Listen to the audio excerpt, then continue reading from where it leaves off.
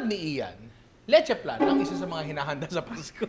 Sir, natawa ka naman agad eh. Ang leche plan, available naman yan sa buong taon. Sa amin, dito sa palengke namin, ang pinakamasarap na nagtitinda ng leche plan ay nagtitinda ng isda. At sabi niya, yung leche plan niya daw, nakakagaling ng ubo.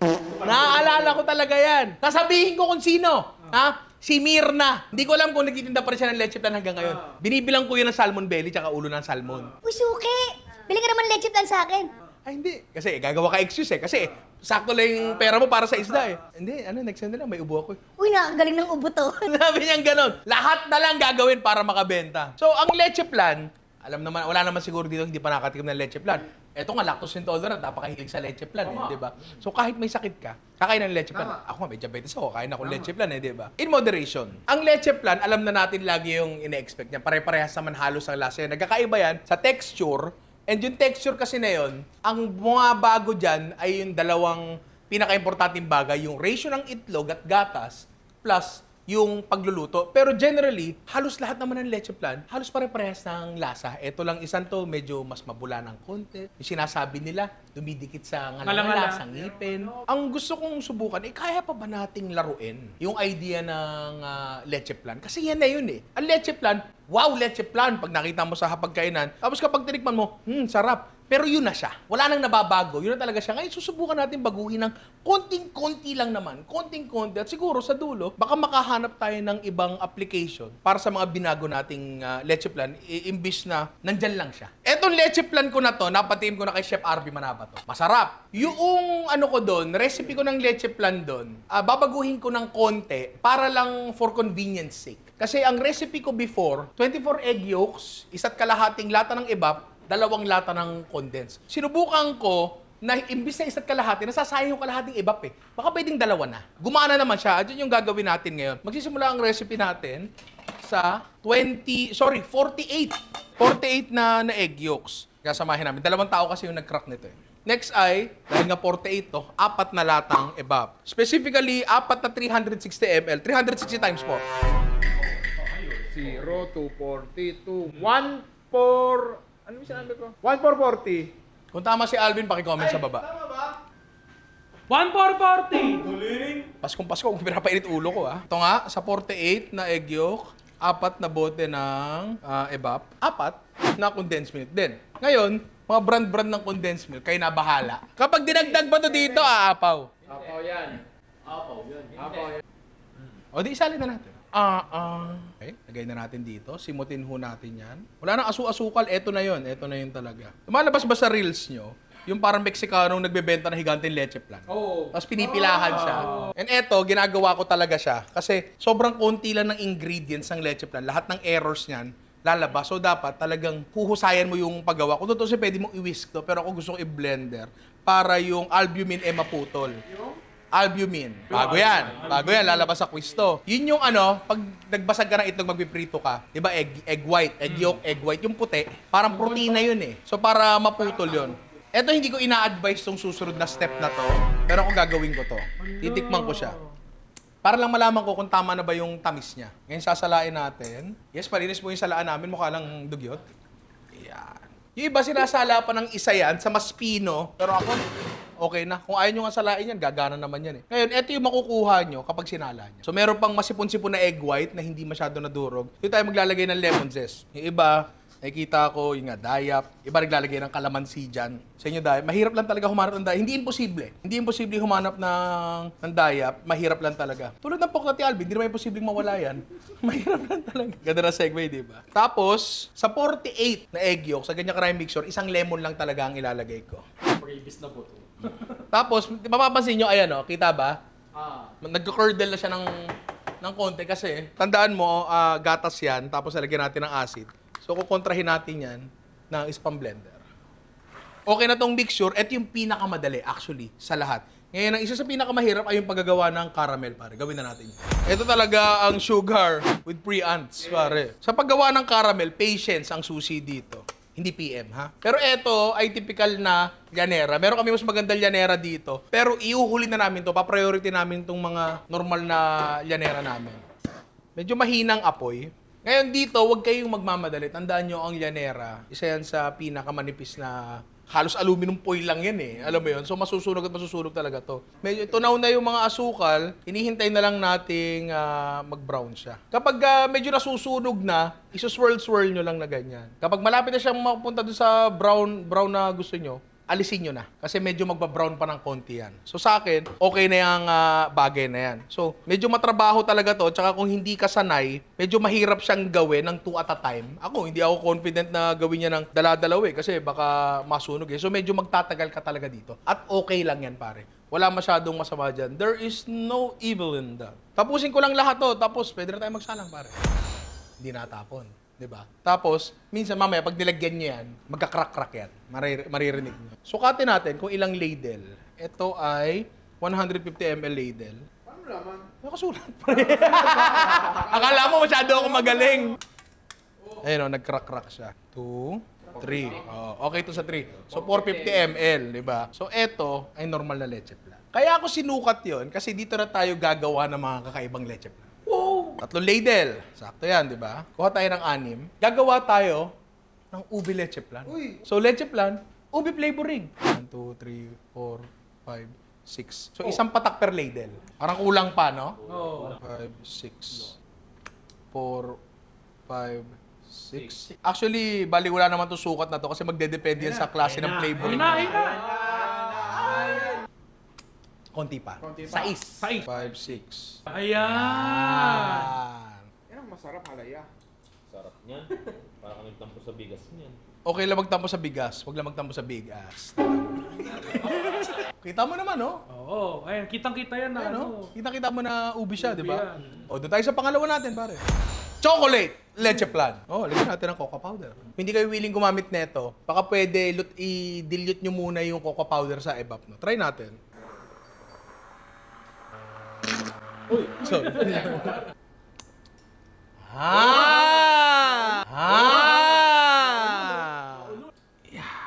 Punta tayo sa last natin. Kape ang last natin. Ngayon, eto, hindi ko talaga sure kung madidissolve ba. May extra pa naman doon. Kung eto ay hindi madidissolve gamit yung method natin, dissolve natin sa equal parts ng mainit na tubig. Mga pamporman yan. Tikman natin. Dito, judging from this, parang hindi siya bagay. Pero yung tsokolate, bagay-bagay. Pero mamaya natin husgahan, pare. Kape plan. So, etong mga to, eto lang talaga yung main experiment natin. Ayokong sayangin yung Daresal leche plan natin. So, gagawin natin siya normal na leche plan. Aabot kaya hanggang ano yan? Pasko yan? Aabot ako pag sinisante kita. Alam tuloy nila kung kailan natin sinushoot to. Dine. Ngayon, eto, binili talaga namin tong steamer na to sa palengke. Oo. Hindi kasi ang ginagamit na natin yung bamboo steamer. Ito talaga yung mga panluto ng puto, panluto ng siomay. Yung iba nga, nakikita ko nagpapatong pa sa taas nito eh. Diba? Kailangan ko ng tulong dito. Teka. Lalagyan ko lang ng tela tong ilalim para yung steam hindi sobra ano. Ako na lang kasi mahirap na. Ang galing! So sa 48 na itlog, samput kalahati. Nakasamput kalahati tayo, may natirang konti. Nagpabili ako kay George ng bagong katsa. Kasi makuting na yung katsa namin, dami na sinala nun eh. Pakitanggal to. Tayo dyan, takpan natin to para yung condensation dito mapunta sa tela at hindi bumagsak sa leche plan. Isa pa sigurong epekto niyan, baka mas maganda yung pagkakasil niya. System natin yan sa mababang init lang. Pero meron na ako na-try dati sa sobrang... Nung una kasing gumawa ko ng leche plan, naalala ko talaga to, malinaw sa akin talaga to. Nag-steam ako. Sabi kasi ng tita ko doon, Itlog, gatas, asuka lang yan. so ginawa ko yun, nalo ko. Tapos po, dyan, sinalang ko, ayun, naging matamis na scrambled eggs. Yung umalsa, mula nun, hindi na ako gumawa ng leche plan. Na-trauma ako. Gumawa na ako leche plan, Ninong Rhina. Dito lang ako talaga natutuya at sa tulong yun ni Chef RB Manabat. Diba? Kailangan talaga may certain level siya ng steam. Hindi yung gigil na para pang suob. Hindi ganon. Pero siguro parang ano siya, singaw ng bago saing na sinaing. Yung pag-angat mo, yung hindi sobrang bigat ng usok, parang gano'n lang siya, di ba? So kung gaano katagal, hindi ako makapagbigay ng oras yan, tinitingnan ko lang siya hanggang medyo maging jiggly lang. Yung gitna niya, hindi super set kasi tandaan niyo titigas pa yan kapag nirep natin, di ba? So ngayon, pinapakarga ko lang ng steam, check nga natin. Hintayin lang natin to. Tapos, papakita ko sa inyo mamaya kapag nag-steam na, yung tingin kong tamang steam, pare. Yan, ganyang steam yung tingin kong okay. Kapag napapansin yung humihina, pwede nyong lakasan ng... Ikaw na. Sorry. Nagtatampo ako. Suyuin mo ako. Uy, suyuin mo daw. So yun, hintayin na lang natin yan. Tapos, kapag naluto yan, bukas pa natin kakainin yan kasi kailangan pa palamigin yan, pare. So yung egg white ha, baka sabihin sinayang namin, ayan o. Kinakain namin with alik eh. Hindi, may niluto pa nga doon. Ngayon, hinga ko ng paumanhin. Medyo na-overcook namin ng konti kasi kanina nung nawala yung steam, nalakasan ko. Tapos nagkukwentuhan kami tungkol sa itlog din. So na-distract ako. So medyo lumakas siya ng konti. Pero hindi naman talaga siya umalsang-umalsa. Ngayon, pinatay ko na siya. Ayoko siyang masyadong buksan kasi gusto ko kung ano man yung steam na nandun sa kanya ngayon, magluto pa. 'Di ba? So aantayin na lang namin 'tong lumamig ng ganyan. Pag nag-room temp, papasok natin sa rep. Tapos bukas, titikman natin. At eto na, ang mga leche plan natin, pre. So kung lang linawin hindi po bangaw yan Ano yan? Kape yan na hindi na-dissolve. Kasi ito yung... Sir! Bago tayo magpunta sa mga yan, dun muna tayo sa original. Kitang-kita nyo na hindi namin binili yan. Paano namin masasabi? Ayun, may isang pamilya ng langgam. Diba? Sugar with ants tayo lagi, tandaan nyo. So kakalasin natin yung gilid. Kapala minsan pag nagluto ka, tapos na-overcook mo yung leche plan, mapapansin mo mag-expand ng konti yan. Aalsa ng konti kasi nagkakabula-bula na nga siya. Ito, wala masyado. Ganda. Kung ito ay magiging masarap, masarap din yung mga yan. Op. Yung loob, ay walang bula. Ngayon, ano gusto nyo i-try natin next? Ube tayo. Pag ayaw, blowtorch. Pag tinignan mo dito, para lang siyang maruming leche plan. Oo. Kasi naghalo yung kulay ng purple tsaka nung brown. Ay, ang ganda ng loob. Sobrang ganda. Ayoko ipakita. Oo. Yan, pare. Ang the perfect bite. Masarap siya. Para siyang halaya na ang texture ay kakaiba. Nasaan leche plan? Tapos may ng ube. Ayun, tira mo. Ang ganda, Diba? Ganyan. So, medyo kinakabahan ako dito. Ang ating kapay, Hay! Ayun na. Okay. Uy, napakaganda ng texture. Yan, pare. Ang the perfect. But bukas ang dulce de leche. Ang gusto ko sa leche plan, mapait yung caramel. Madalang kang makakabili sa labas nun. Kasi nagrereklamo yung mga tao na sunog. Ngayon, ang kapay ay mapait. Kaya nakuha nito, nabigay niya sa akin yung satisfaction na hinahanap ko. Andre, halika dito. Uy, napapikit po. Sarap, boss. Bagay na bagay yung pait niya. di ba? Umupo ka na. Ito, weird, tinan nyo. Yung tsokolate. Kung mapapansin nyo, nag-iba yung texture talaga niya. Ayun sa taas, may posibilidad na na-overcook to. Palagay ko hindi. Palagay ko kasi ang cocoa powder ay hindi water-soluble. Ang ganda. Ay! Parang dugo! Parang dugo talaga. Oo. Ay, ang ganda! Ang ganda ng texture. Mousse. Tama ka. Parang chocolate mousse, Ito yung pangit. Ito yung pogi. Mali ba? The perfect bite na lang.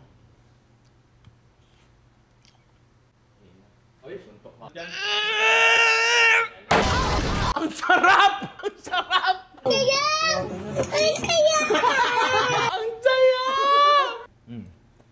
Ay, go. Ang sarap! Ang saya! Ngayon, ang tanong ba dyan, ang sarap diba? Pwede ka bang gumamit ng tableya dyan? Siguro kung lulutuin mo muna dun sa gatas. Sa lahat ng to, yan, tsaka eto, pre, ang galing ng tsokolate. Lahat ng ginawa natin na flavors, pwede nyo itry. Pero kung meron lang kayong isang itatry, sabi nga ng mga Hapon, irishaimasen. Ito ang itry nyo para legit. Ngayon, kung dito natin titigilan itong episode na to, 10 minuto lang yan. Maraming magagalit ng mga inaanak. Maraming magagalit, di ba? Oo, ang kuli naman yan. Ano yan? Mula dito sa mga leche plan na to, kasi tulad nga na diniscuss ko nung nakaraan, nakalimutan ko kung saang vlog yun, na ang leche plan, ganyan lang. Sireserve lang na ganyan. Kasi napakasarap naman din talaga, di ba? Pinag-aawayan pa ng pamilya yan. Minsan-minsan, di ba? Gagalit yung tatay mo, sino kumain leche plan ko? Sinturon niya. Ganun magalit yung Ganon. Maghahanap tayo ng iba't ibang application para sa leche plan. So, pangalawang araw na namin shoot to, may pangatlo pa tayo, pare. So, napatunayan na nga natin na pwede kang gumawa ng flavored leche flan. At ang gusto nga natin gawin dito, yung leche flan ay gawa natin na ibang purpose. So, nag-try tayo doon sa Graham's 3 ways natin nagigilingin yung leche plan para maging smooth at maging pieable. So, andyan na yung feeling natin. Try muna natin gumawa ng pinaka-pie crust niya. Ito dapat yung gagamitin namin. Kaso hindi makita yung ilalim. Wala, hindi makita eh. So, eto na lang. Ito na lang yung gagamitin namin. Normal na pie plate na lang. Short crust pastry, napakadali lang nito. Kuha tayo ng APF, hindi po AFP, magkaiba po yun. Mas malakas po yung isa kumpara sa isa. Tapos, meron tayo ditong cold botsa. Mas maganda actually kung medyo frozen. Mga ganito siguro. Pwede itong ginagawa by hand. Meron pa mga technique dito. 2 tinidor o 2 kutsilyo ang ginagamit kung wala kayong food processor. Pero I found na sa food processor kasi, medyo mas less yung friction kasi una sa lahat, mas mabilis mong ginagawa. Pangalawa, mas pantay-pantay yung crumbs ng butter na nafo-form. Hindi ito ang magiging best na short crust pastry na magagamit mo kasi nga wala tayong sukat-sukat dito. Pero gawin nyo muna para makita nyo na, hindi naman pala ganun kahirap. It is not that challenging. Asukal. Hindi naman kasi kailangan sobrang tamis na ito. So, saktuhan lang. Whatever volume makes sense, diba? Ipapulse-pulse natin to hanggang magmukhang nabalot yung maliliit na butil ng butter ng harina. Tira nyo, kung makikita nyo dito, maliliit siya na butter na hindi totally nakahalo sa harina, kundi parang balot lang siya ng harina. Ngayon, di kuha mo ko ng malamig na tubig. As little water as possible, gagamitin natin na malamig para hindi matunaw yung butter kasi may friction pa rin na nangyayari dito, tapos mainit sa kusina nyo, karaniwan, di ba? So, malulusaw yung butter, yun yung pinakaayaw nating mangyari. Tapos, maglalagay tayo ng suka. Ang suka, ang sabi dito sa napanood ko, ay tumutulong to na mapigilan yung gluten formation nung dough, kaya mas mabibigyan tayo ng mas malutong na crust. Dahan-dahan, malamig na tubig. Up. Yan. Mas bitin, mas maganda. So, ito, natutunan ko to eh. Kapag medyo ayaw mong magsukat, tulad ko. Misa sumusobra ka, misa kumukulang ka. Ano nangyayari tuloy? Natututo ka ng mga paraan kung paano re-remedyohan yung mga ganyang problema. You don't get the best, pero you get decent enough. And tingin ko, yun yung pinakamagandang bagay para talaga mapasok mo ang pagluluto. Kasi iba kasi, pinapasok yung pagluluto, sobra scientific eh. Yun agad yung nila eh, yung umpisa nila eh. So parang medyo mahirap yun. Tignan natin yung konting harina yan. Tapos, fold lang natin na ganyan. Hindi nyo talaga siya ininid, rather fold nyo lang siya na ganyan. Okay na to. Ngayon, rest natin yan for 30 minutes bago natin i-flat talaga para lang marunong na siyang sumunod sa galaw tulad ng buhok mo pag naka-shampoo ka. Tapos siguro, di ko alam. Dikpit mo muna yan. Habang nire-rest natin yung dough natin, kasi basically lang naman yun eh. I-rest natin yung dough, tapos bibake natin. Pero kailangan talaga siyang ma-rest eh. Para lang hindi sayang oras. Gagawa pa tayo ng isang dessert na kung tawagin. Di ko alam kung paano banggitin eh. Diyan, lagay mo na lang dito, tapos lagyan mo ng Google Translate para ma-pronounce siya ng mabuti. Pero eto yung basa ko dyan. Millefeuille. Pero basically, ang ibig sabihin ay 1,000 layers o 1,000 leaves, parang gano'n. Pero sa English, ang tawag dito ay Napoleon pastry. Pero kasi kaya 1,000 layers, 1,000 leaves, kasi puff pastry ang gagamitin natin. Bumili na lang kami ng puff pastry kasi kung napanood nyo na yung Beef Wellington episode natin, abay, napakahirap po. Baka hindi nyo na lang gawin itong dessert na to. 4 days po yun, ha? Kasama na sa sablay doon. So, bumili na lang kami. Napakadali. O-order ka lang, tapos meron kang leche plan dyan, durugin mo, tapos na. Di ba? Ay! It's like it was measured. So, ang gagawin lang natin dito, hahatiin natin to sa 3 pantay-pantay. Teka nga. Gusto kong patunayan na pwede ako sumali sa game show na yan eh. Alam niyo ba yung tinutukoy namin? Yung susukatin. Kukuha ka ng uneven na bagay. Luya! Inaaral nila yun eh. 10. Teka lang! Wala pa, sir! 1. Ilan? 81. Ang layo! 4, 3, 2, 1. 66. Ay! 2 grams lang! Sali nyo ako dyan, di ba? 2 grams lang, pre, oh. Kailangan natin ng parchment paper. Lalagyan natin ng, hindi dumikit, kundi Para dumikit. para dumikit. Kasi convection yung natin, oven natin. So, lilipad-lipad rin yung papel na yan. Tapos ngayon kukunin natin to. Ay, mali pala. Dito ko pala sinukat, dapat pala nandito yung parchment paper. Ito medyo weird na step tong gagawin ko. Pero sabi nila beneficial daw. First time ko lang gawin tong dessert na to eh. Pero makakatulong daw kung medyo may tubig daw ng konti, yung parchment paper. Makakatulong daw yan sa pag-alsa nung puff pastry. Sabi. Hindi ko sure, makikita natin yan. Puff pastry natin, dahan-dahan. Ayaw niyang tumiklop agad yan. Hook, balahap. Ayan na, mali ko to. This is my wrong. Sige, magagawa pa ng paraan to. Balik lang muna natin sa freezer ng 5 minutes. Pinaghiwaan nyo pa kasi ako ng ano eh. 3. Depende sa dami ng layers na alam na gusto mo. Yan. Para sa nataranta kanina, pwede na siya. Ito medyo weird tong bagay na to. Kasi kapag nagluto ka ng puff pastry, pinapaalsa mo talaga. Ito, ang sabi dito, pipigilan mo yung pag-alsa niya. Kuha tayo ng isa pang parchment paper. Tapos, isang tray sa taas. Hindi sobrang bigat, pero may diin. Pinreheat lang namin yung oven namin to 210 degrees Celsius. At totoo lang, medyo ano ako dito sa step na to kasi may ano siya eh, may dagan siya eh. Alam mo yun? Hindi ko talaga alam kung aalsa. Tingnan na lang natin. Check na lang natin yan maya-maya. Hinuhugasan ko lang to, panibagong laruan na binigay ng kapatid ko. Rolling pin na stainless na maliit. Actually, yung mga ganito, mura lang to eh. Mura lang to, pero effective siya. Kuha tayo konting harina. Ngayon, etong dough natin, kailangan medyo mabilis yung kilos mo dito. Kasi mabutter nga to. Pansin nyo, sumusunod na siya sa galaw. Again, para kayong nag-shampoo at conditioner. Ito naman, pwede nyo i-rep to ng matagal eh. Tapos bake uli kayo kinabukasan. Dito, pipilitin yung ano siya, maging as bilog as possible. Gitna, palabas, kapag dumidikit, ganyan ninyo lang. Gitna, palabas. Kailangan talaga to kapag ginawa nyo may sobra. Hindi pwede saktong-sakto. Mahirap po yun. Gitna, palabas. Hindi po pwede. Dito kayo manggagaling sa baba, tapos mataas na ganyan. Ganyan nyo. Yan.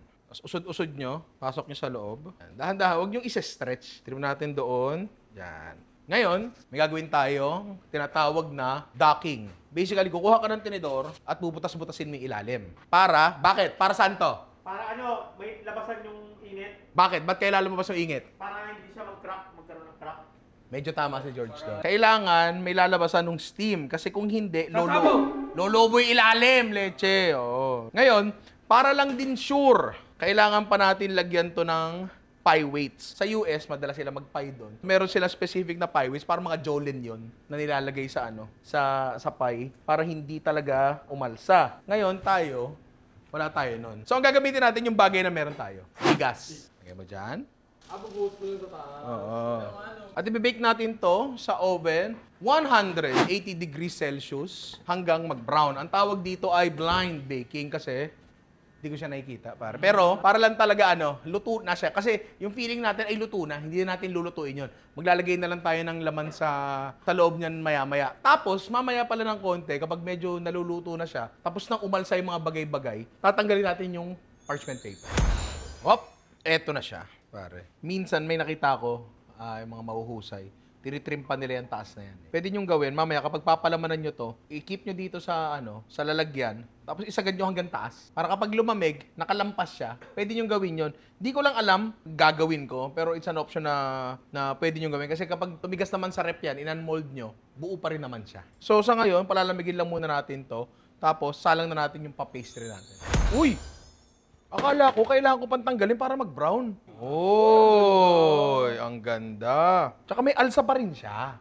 Diba? Tsaka pantay-pantay. Ayun, ang ganda ng kulay. Cooling rack, na-transfer lang natin dito para lumamig. Pero ang ganda, oh. Again, pwede kayong gumamit ng dito. Puff pastry from, scratch talaga. Medyo mahirap talaga eh. Diba? So, palamigin lang natin ng konti ito, tapos pwede natin buuin yan. Ngayon, meron pala akong isang bagay na gustong itry na hindi natin na-try noong nakaraan. Kasi ginawa natin noong nakaraan, dinurog lang natin. Ngayon, ito mga leche plan na tulad ng recipe na ginawa natin noong nakaraan. Gusto kong malaman ngayon, ang leche plan ba ay pwedeng i-whip? Alam nyo ba na ang mashed potato pwede nyo i-whip? Mag-i-incorporate kayo ng hangin sa kanya para mas maging lighter siya. Ngayon, subukan natin kung pwede ito sa, sa leche plan. Yan. Bukan lang natin kasi kung oo, matindi to. Kasi noong nakaraan, dinurog natin to gamit food processor. May blade na involved. Naging smooth siya. Ito, tingnan natin kung magiging smooth ba siya.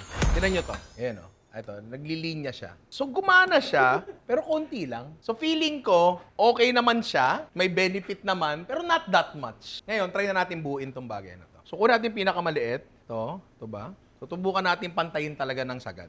To, hihiwain ko to ng ganito. Kabilang dulo. Pwede nating gawin, hatiin natin sa gitna to para medyo maliit lang yung serving natin. Huwag niyong didiinan hayaan niyo yung ngipin ng lagare, ng bread knife nyo, ang trumabaho. Yan Pantay-pantay.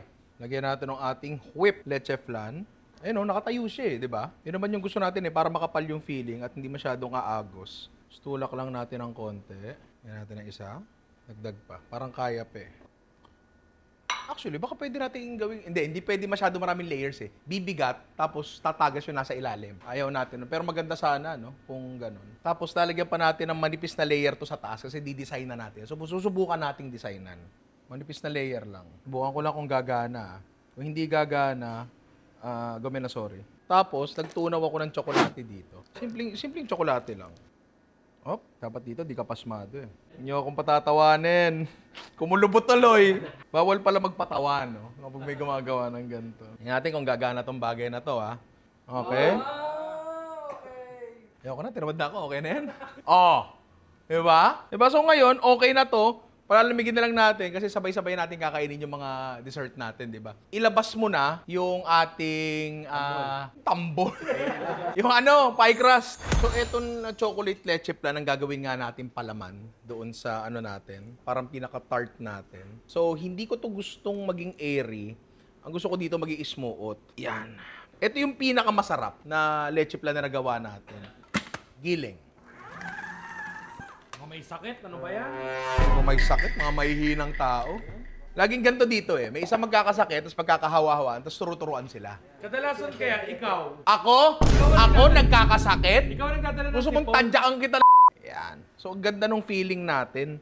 Kasi malapot siya. Ayan. Nawala yung puti. Ang nakalawit na lang is yung crust. Yan. Ngayon, tatakpan na lang natin to kasi hindi siya makinis. Kaya cut mo muna yan. Ngayon, nagtunaw lang uli ako ng tsokolate dito kasi yun yung itatopping natin. Ang maangas daw dito, yung kutawagin nila alias poknut eh. Hindi bilog. Sorry. Hindi na. Hindi ko na aanuhin. Ipapalitada ko na lang mamaya. Oo. Ay, ayun pala ang gagawin. Oh, Oh, di ba? Pwede na. Kayo lang eh. Only you eh. Di ba? Kayo lang eh. Di ba? So palamigin mo na to. Mamaya pa natin kakainin yan. Tapos doon na tayo sa ating last, pare. Ang last nating gagawin, pare, eto to. Mukhang sosyal. Tunog sosyal.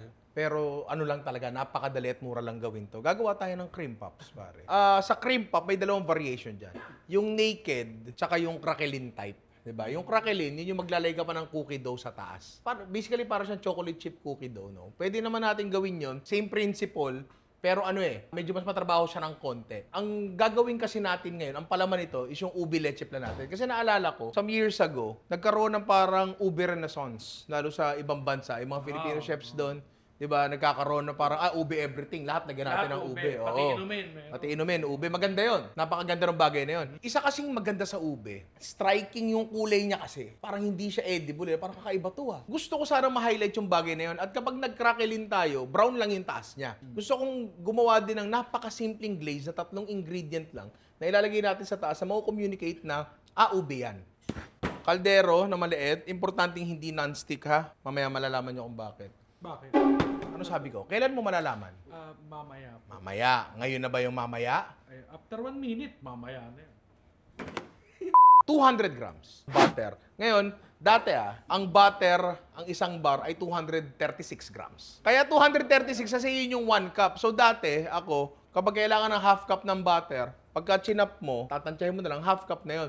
Kaso ngayon, yung mga butter na nabibili sa labas, 200 grams na lang. Shrinkflation ang tawag dyan. 480 ml ng gatas. Nakalagay doon 10 grams, pero hindi na para sukatin ko yan. Asuka lang naman yan. Kailangan natin gawin dito, pakukuluin natin siya. Pero kailangan, kapag kumulo na siya, tunaw na rin yung butter. So makakatulong kung i-chop nyo yung butter. Kaso, tinamad ako eh. Tapos kailangan, nakaabang na ang 250 grams na bread flour. Pag nagpapakulo kayo ng gatas, ang gatas ay hindi naman talaga dapat pinapakulo talaga. Kasi umaalsa yan eh. Aapaw yan eh, di ba? So dito lang kayo. Bantayan nyo lang yan. Naka ko ng konti yung apoy. So, ilalagay ko na yung bread flour ko. Yan, di ba? Ngayon, nakabukas pa yung apoy ko. Sa mahina, lulutuin pa natin to. Kasi gusto nating mag-gelatinize starches andun sa harina, gusto nating medyo mabawasan ng konti yung moisture. Nasaglit lang to. Nga pala, gumawa kayo ng sobra nito. Kasi yung sobra nito, ipapipe nyo na lang, tapos piprito, churros na. Put natin dyan. Kasi kailangan natin tong palamigin. Kasi ang next na ilalagay natin dito ay hilaw na itlog. Maluluto yun. Ayaw natin yun. We do not Like that. Like that. Tama. So palamigin lang muna natin yan. Kami dati, sa restaurant, kahit mainit na mainit yan, kakarga na agad namin sa mixer yan. Papatakbuhin namin, lumalamig siya. Natatanggal yung mga usok-usok. Pero hindi nyo kailangan ng mixer dito. Yan mo dyan. Halo ng konti. Saglit lang yan. Wala pang 5 minutes yan. So yun, palamigin muna natin ng konti ito. Medyo malamig na siya, pero warm pa. Tapos meron tayo dito 8 itlog. Ngayon, sa recipe namin dati sa restaurant, sakto yan 8 itlog. Pero naiintindihan ko, ang laki ng itlog ng bawat isa sa atin ay iba-iba. Sa mga commercial applications, halimbawa sa Lemon Square, no? Sigurado ako ang itlog nila doon nakatimbang. Iba-iba. Pucha, pag pumunta ka na sa palengke, yung, ano yun, super jumbo ba yun? Tsaka yung mga pangkarnyo, ito, ang laki ng diferensya eh. Paano kung puro ganyan na itlog? Itlog namin ganyan kalaki. Yung itlog nyo ganyan kaliit, di ba? Magdedepende tayo ngayon sa itsura nung final na batter. 8 itlog, kaya nakabate, hindi, walang problema, mahalo naman dito yan. Pero sa una, konti lang muna ilagay nyo. Tapos gumagamit ako wooden spoon, tsaka gagamitin ko pa rin itong spatula. Kasi sa umpisa, matigas yung dough natin. Tapos mamaya, kailangan pa rin natin kayurin. Ito, nakakangawi to promise. Itong part na to. Lagay ulit tayo konti. Pagka ganito, lilipat na ako ngayon sa rubber spatula kapag malagkit na siya. Kasi nagdadagdagan ng itlog, mas magiging malagkit yan. Press down nyo. Halo, press down. Ang tinitingnan namin dyan, yung pagkakuha mo, nag-iiwan siya ng V. Parang ganon. Ayan, okay. Good sa to. Salang na natin to, pare. Meron na tayo ditong tray na may parchment paper. Tapos kailangan natin ng piping bag. Kami noon sa resto, hindi kami nagpa-piping bag. Kasi una, namamahalang kami. Kasi tapon na yan pagkatapos eh. Yung naman, yung reusable naman, ang hirap linisin. So, tsaka medyo hindi consistent, depende sa kusinerong gagawa. So, ang ginagawa namin noon ay ice cream scoop para pantay siya. 'Di ba? Kahit sino gumawa. Pero dito, piping bag na lang kasi yung ice cream scoop namin, masyadong maliit, tsaka kalahati kalawang. Yung pinakamaganda, ilalagay niyo siya sa parang baso. Pag nag-aano kayo sa tray, sa kanto muna kayo gagawa para masukat nyo kung ilan ba ang kakasya per tray. Yung iba iniikot pa, kami ganyan na lang. Pagka masyadong maliit, pwede nyo pandagdagan niya, walang problema yan. Hop, yan. Tapos, pwede ba tayo magdagdag dito sa mga alanganin na spaces na to? Yung mga magagaling, napanood ko sa YouTube dati to nung araw. Merong pilantek. Pagka nagpa-pipe silang ganun, may ganun sila. May ganun sila para wala yan tip. Kasi pangit yan kapag naluto. Pero kung wala kayo ng pilantik na yon, pwede kayo kumuha ng tubig. Daliri, tubig, tanggal. Ngayon, meron nga tayo natirang itlog dito. Kaso ito natirang itlog natin, alangan na to para sa egg wash ng lahat ng to. Kung magbabasag naman ako na isang itlog, sobra naman siya. Hindi naman natin to kailangang i-egg wash kasi nga, may i-cover tayo mamaya dyan. So, hindi ko na gagawin. Hindi ko na i-egg wash. Ang pangit naman, kalahati may egg wash, kalahati wala, di ba? So, ngayon sasalang na natin to. Preheated oven, 190 degrees Celsius. Salang lang natin yan. Ngayon, thank you. Merong mga, dyan, dati nung nire-research ko, marami rin akong tinry. Merong mga technique na mataas muna yung oven, mga 220. Tapos, pagkasalang, ayan na. Tira mo. Ito nga, may kanya-kanya mga technique pa dati na mataas muna yung temperature, mga 220. Tapos pagkasalang mo ng product, bigla mo ibababa ng 180. Ang idea daw nun, meron kang initial na boost ng init, kukulo agad yung tubig, aalsa siya ng mabilis. Ako sa experience ko, ang nangyayari doon, tumitigas yung labas masyado agad bago siya makuhang umalsa. Hindi niya na-reach yung maximum potential niya, di ba?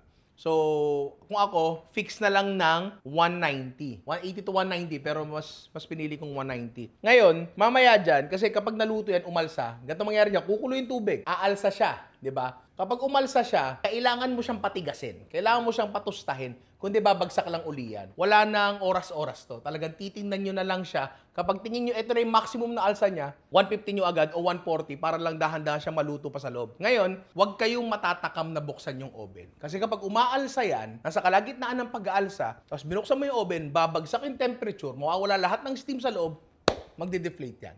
Swerte na lang yung oven namin ay may salamin, di ba? Kung wala, talagang tiwala lang, pare. So, balikan natin mamaya yan. Yung natira, isasalang namin, dilabas mo. Kasi tulad ng sinasabi ko kanina, na huwag niyong bubuksan hanggat hindi pa ginawa namin. Tanga pala na. Kasi yung oven nga namin may hotspot. So, ang ginagawa talaga dapat sa oven ay binabaliktad. Pa-connect, hotspot, Problema, pagka namin, ang alsa kanina niyan, maganda itsura niyan, kaso bumagsak. O yan. Ganun lang uli. Sala lang uli natin to. Same temperature, hindi ko na talaga bubuksan. Siguro around 15 minutes ago, binaba ko siya to 150 kasi tatandaan natin, ang Maillard reaction ay nag-o-occur at 180 degrees, 170 degrees ata. So anywhere na mas mababa doon, hindi na siya masyadong iitim, 'di ba? Pero iba pa rin talaga eh kapag matagal nang lalo ito oven namin, convection. So ngayon silipin natin 'to. Nice. Oh. Ang ganda. Ngayon check. Okay.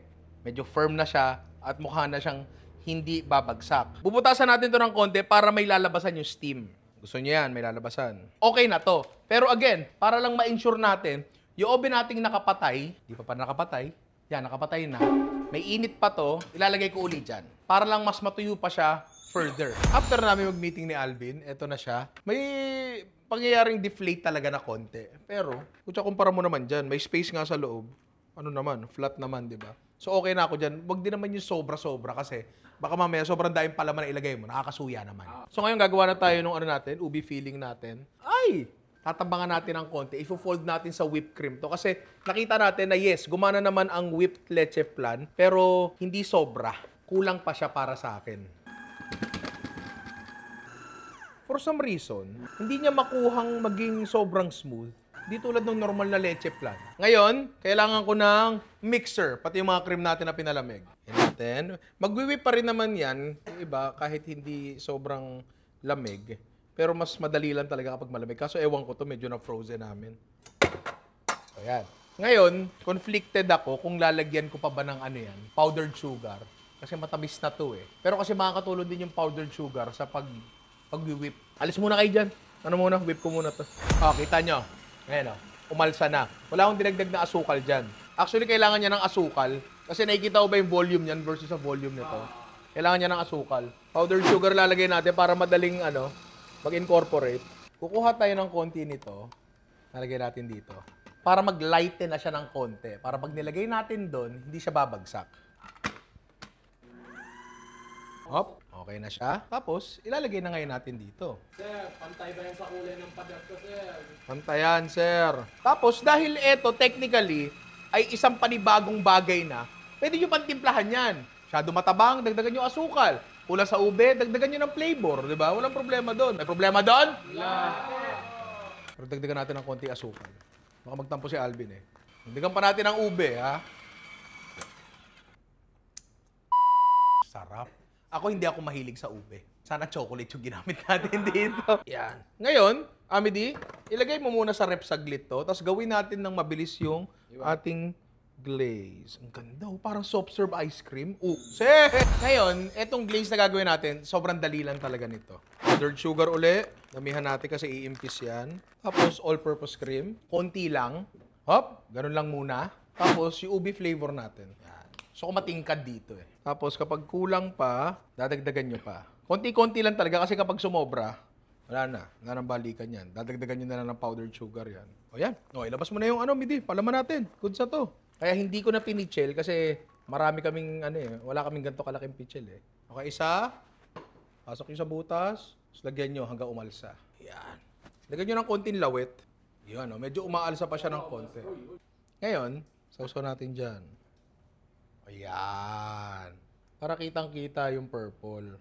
Yan. O, ilabas nyo na yung mga dessert natin. At eto na. Pare ang ating, masasabi ba natin leche flan 3 ways to? Basically, mga ideas lang to kung ano pa ang pwede nyong gawin sa leche flan. Kasi ang leche flan ay hindi lang yun siya. Tapos lahat naman sila mukhang masarap. Pero paano natin malalaman kung masarap yan? Tikman natin yan. Pero Jerome. Isla mo muna, konti lang. Handa ka!